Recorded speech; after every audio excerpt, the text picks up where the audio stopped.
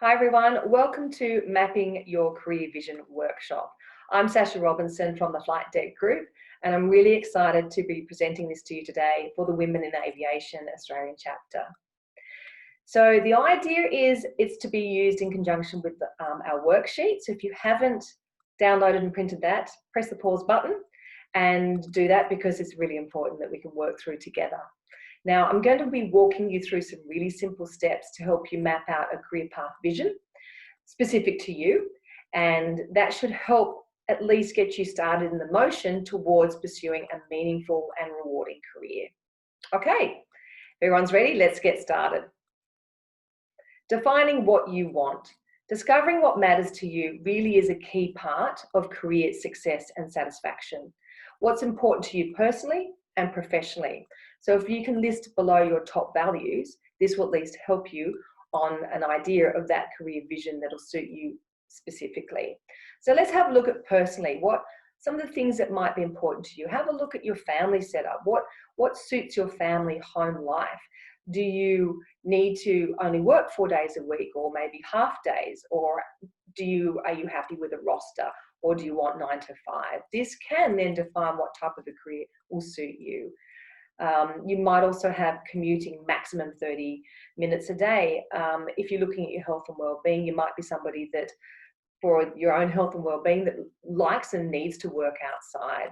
So consider some of the personal things that are important to you. When you look at the professional side, professionally, what is important to you?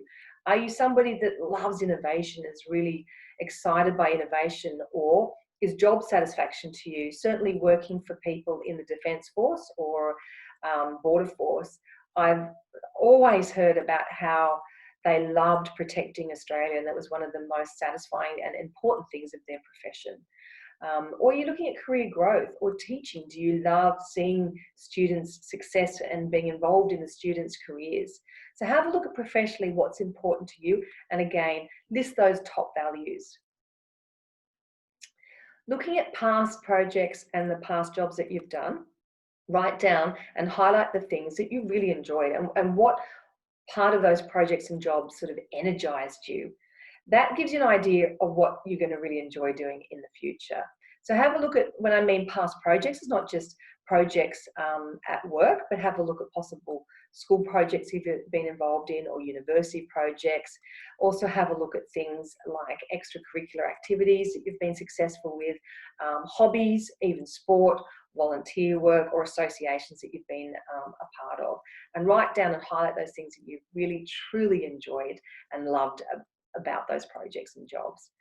Then you can have a look at the future projects and jobs of what you'd really like to get involved with. And don't hold back. Honestly, dream away. This is for the future. So the sky is not the limit. Reach for it. There are no obstacles. So honestly, write down absolutely anything that excites you the most, and look at maybe some of the challenges that you'd really like to face in the future. Don't hold back. Okay, it's superpowers. Let's write down some of your strengths. What are your superpowers? What would others say about you? What are your strengths? And don't be bashful.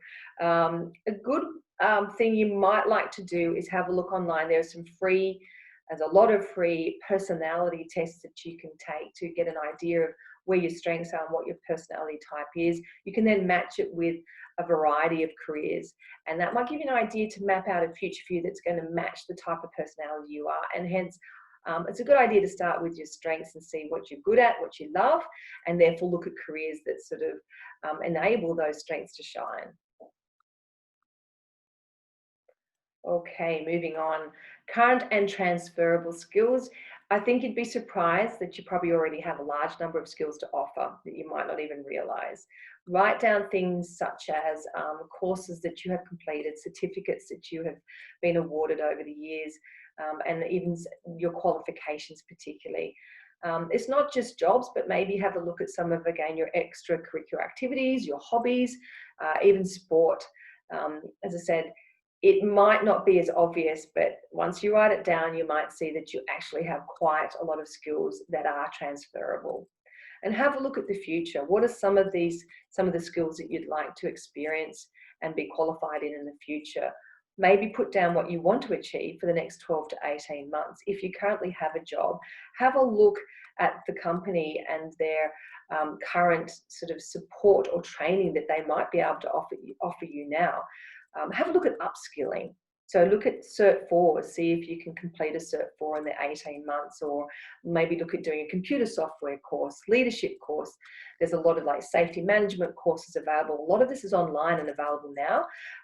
You could even look at volunteering for association, such as Women in Aviation. There's a lot of things that you can learn out there, and have a look, maybe list a couple that you'd like to get that experience and skills under your belt within the next 12 to 18 months. How do I get there? So now that you've mapped out some of the things that you're good at, that are your strengths, you need to then look at and some of the careers that you might be interested in pursuing. Now let's start getting those, I guess, wheels in motion to how you make this happen. How do I get there? So let's start at the very beginning. Boost your confidence. It's very easy to start thinking negatively and even imposter syndrome, that I don't have the experience for this. But I want you to try and avoid those negatives and start looking at the positives, because honestly, if it's not going to be you pursuing that career or getting that job, then who is it going to be? I'm sure you've heard other people talk about imposter syndrome and the fact that women really undervalue themselves. So it really is time to write down why you believe you deserve this and why you believe that you can pave this career path for yourself. Don't be shy.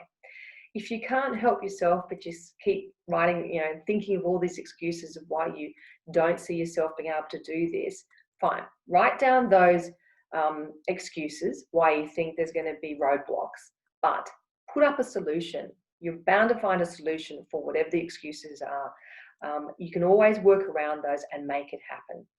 And to be honest, a lot of people do think, they'll say, what's the worst thing that can happen?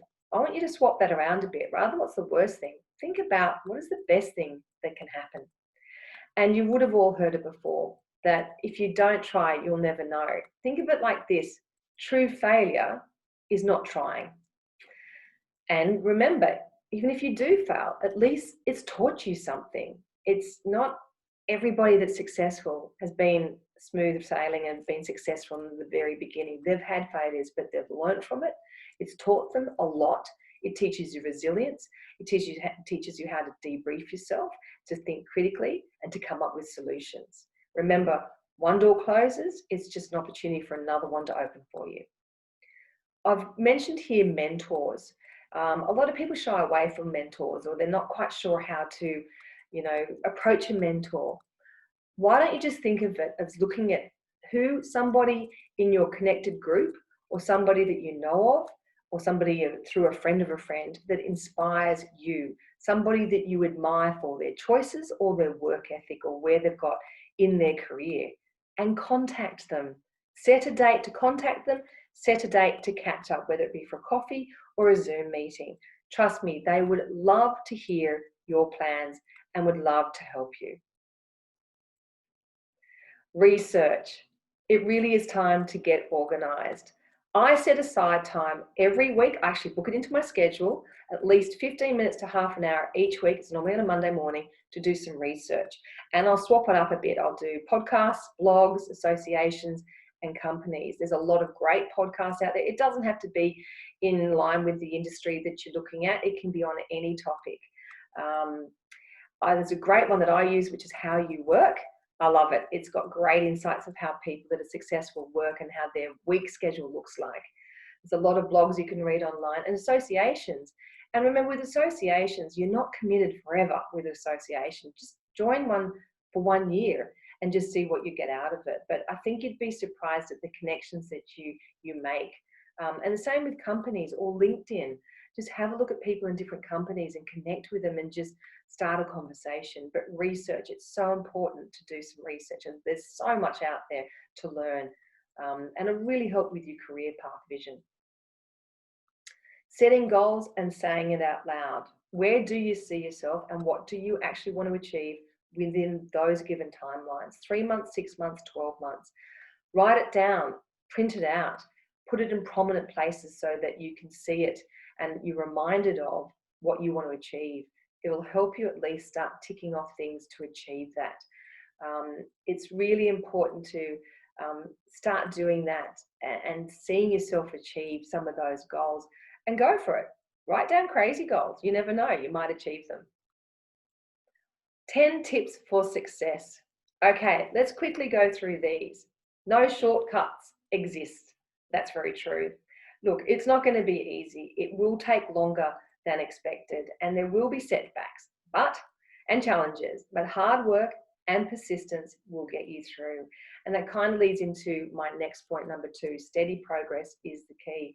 Progress happens over time with effort, commitment, and being consistent. Just remember that. Make mini steps. Don't scare yourself with a huge, unfathomable idea and step that is just going to be too hard to manage. Break it down into manageable mini steps. You're going to have to be brave. They're going to be scary steps to take. If you break it down to manageable steps, you're going to be a success. Embrace your decision. Stop being your worst critic and become your number 1 fan. I loved it when somebody said that to me, and I thought it was brilliant. So start being your number 1 fan. Create your new self narrative is my 5th tip. Now, the reason I wrote this is a lot of us now are finding ourselves in a position where we've had to change our career. Some of us, it's a radical career change. 2020 has not been easy for a lot of us in this industry, and it's time to create a new self narrative. We're now not doing what we've been doing for a long time, or some of us aren't. So I think the sooner you create the new self narrative about what you are doing or what you are going to do, and the more comfortable you are with that and confident you are, the easier it is going to be to tell people and be confident out there in the world in this new direction your career path is taking. And learn to let go. If you have had a very long and successful career, and now you're walking away from it, that is not a failure at all. So don't think of it like that. Think of it more like all of the skills and the knowledge you've learned over that time. That's what's going to help you pursue other careers now. Strengths and interests equal passion. Now, I put this in because a lot of people say, well, follow your passion, or what is your true passion, and go for a passion for your career. And some people just don't know what that is, or just don't have a true identifiable passion. So if you look at your strengths and your interests, that will help you identify a strong passion. Trust your instincts. It is easier said than done, but try and trust your instincts, even if it doesn't make sense. And if things are not working, change it up. Do without expectation. Try not to pressure yourself. Don't expect that it's going to be smooth sailing, that you're going to see results instantly. Expect roadblocks, and expect bumps in the road, but adjust your course and keep moving. Keep moving forward. Remember, there are no magic wands. All right, so I think I'm going to end you on one of my favorite things, which is a great inspirational photo, but think of today as your opportunity to build the tomorrow you want. Remember, the effort you put into your career now will be worth it in the end. And we are here to help. So please, if you do have any questions, get in touch. Don't be shy. And I wish you all the best of luck for a successful career. And I hope today's workshop has at least helped you get that emotions in line and the step towards pursuing a meaningful and very rewarding career. And I wish you all the very best of luck. Thanks, guys, and chat later. Cheers.